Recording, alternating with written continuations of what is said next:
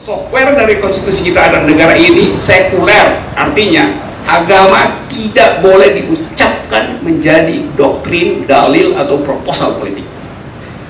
Tapi kalau kita lihat kampanye dari camat sampai kampanye gubernur, spanduknya isinya adalah ayat suci, tuh ayat agama.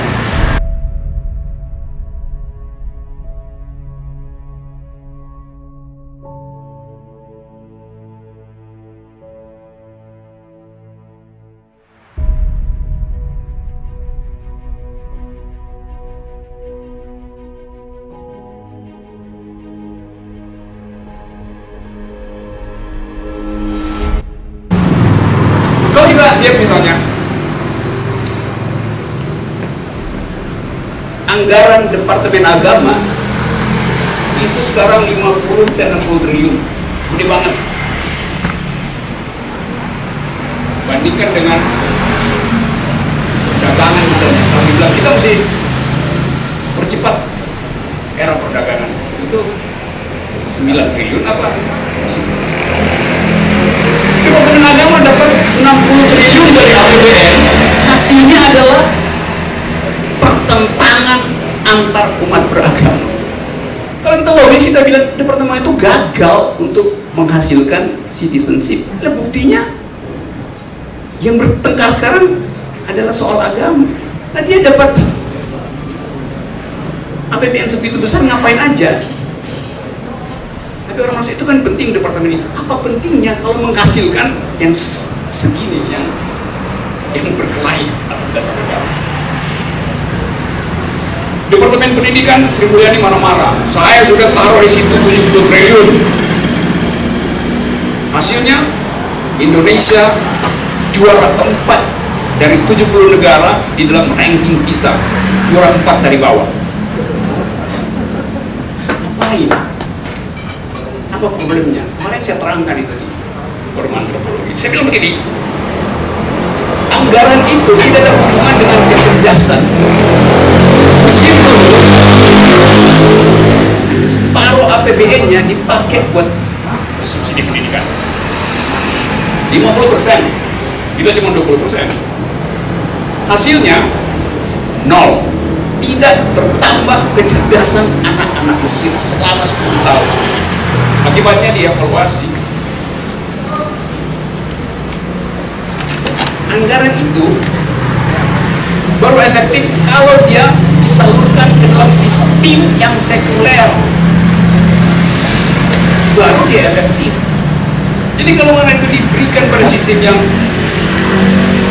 teokratis, ya anggaran itu jadi doa doang, bukan jadi metode.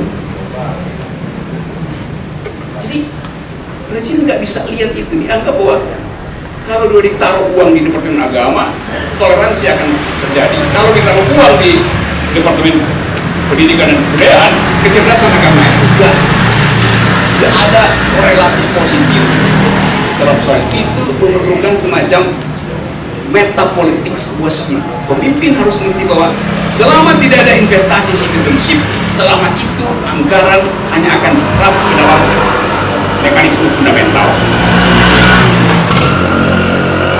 Itu dalilnya.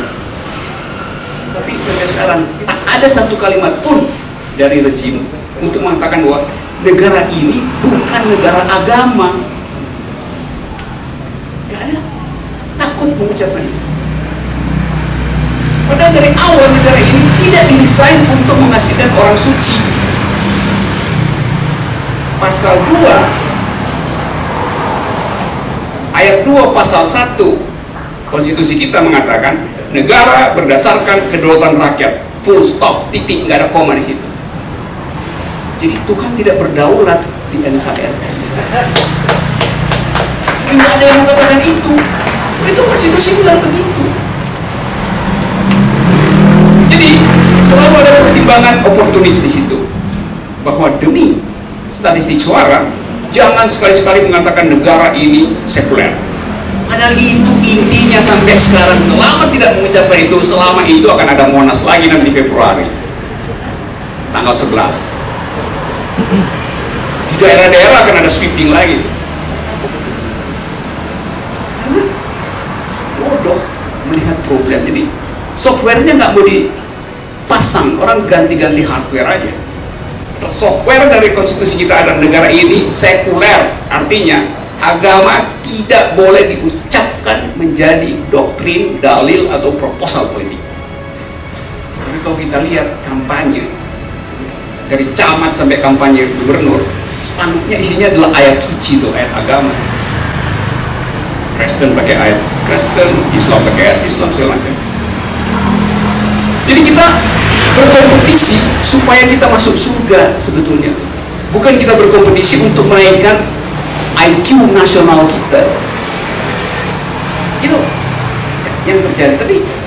Tadi pers nggak bisa nangkap itu, karena akal pers itu dibrief oleh pemilik modal, oleh pemilik suara di parlemen.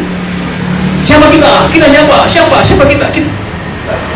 Bayangin tuh, demagogi itu keluar terus menerus karena dia kesulitan untuk mencari kalimat sederhana di kepalanya. Terusan ketagihan demagogi, negara yang ketagihan demagogi itu negara yang menurunkan IQ setiap hari 0, sekian persen. Di dalam 3 bulan kita defisit 30% IQ nasional. Hanya karena pemimpin gak punya kecerdasan untuk menghasilkan debat, menghasilkan pikiran temu. Itu yang terjadi hari ini. Sama seperti konsep yang dibuat oleh Budiana tadi, kedaulatan rakyat dengan mayoritarianisme. Di sini itu disamakan.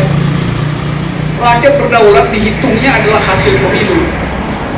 Padahal kedaulatan rakyat disusun secara sangat konsepsional oleh Jean-Jacques Rousseau justru untuk mencegah demokrasi menjadi mayoritarianisme. Artinya kedaulatan rakyat tidak bisa dikuantifikasi. Kedaulatan rakyat tidak boleh dikuantifikasi menjadi suara pemilu. Dia ada di atas suara pemilu, sehingga dia jadi acuan terus-menerus untuk mencegah monarki, untuk mencegah totalitarianisme. Kalau kedaulatan rakyat dianggap mayoritarianisme, demokrasi berhenti di dalam statistik pemilu. Padahal demokrasi menginginkan ada semacam regulatif ideal, ide di kepalanya bahwa kita tidak boleh menghasilkan mayoritarianisme kendati itu hasil pemilu. Jadi kesepakatan fundamental itu nggak dikenal. Saya dengar berkali-kali presiden, menteri bilang, ya ini kedaulatan rakyat, kepentingan mayoritas. Kedaulatan rakyat itu bukan demi kepentingan mayoritas, justru untuk menghindari minoritas ditipu oleh mayoritas. Itu inti kedaulatan rakyat. Jadi Anda bayangkan, atau kita bayangkan, kita mau berkompetisi di dalam pikiran dengan manusia yang separuh orang yang nggak ngerti asal usul background dari satu ide. Itu problem eksistensial kita sebagai bangsa.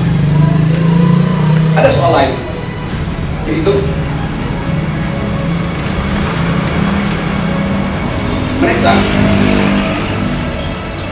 yang sekarang berkerumun di sekitar rejim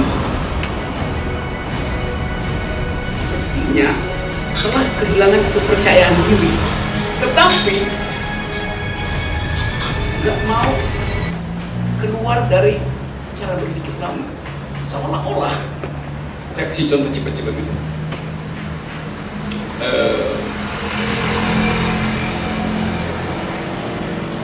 Apa namanya? Jakarta misalnya. Kita perlu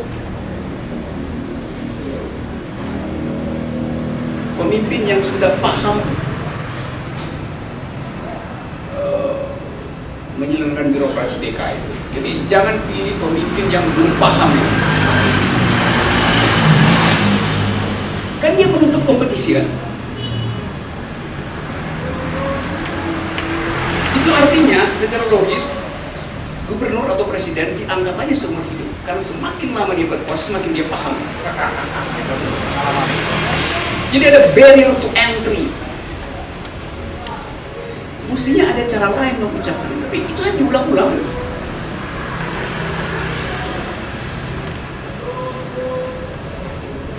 Secara sederhana saya mau katakan bahwa kepanikan kita terhadap suasana sebetulnya tidak disebabkan oleh suasana itu sendiri, tapi kegagalan kita untuk mengolah problem itu. Itu masalahnya. Kalau kita takut, apa aja kita ucapin dengan cara yang serampangan tadi, betul, dibikin aja serampangan. Jadi mengurai masalah itu tugas dari aktivis, tugas dari intelektual, mengurai masalah.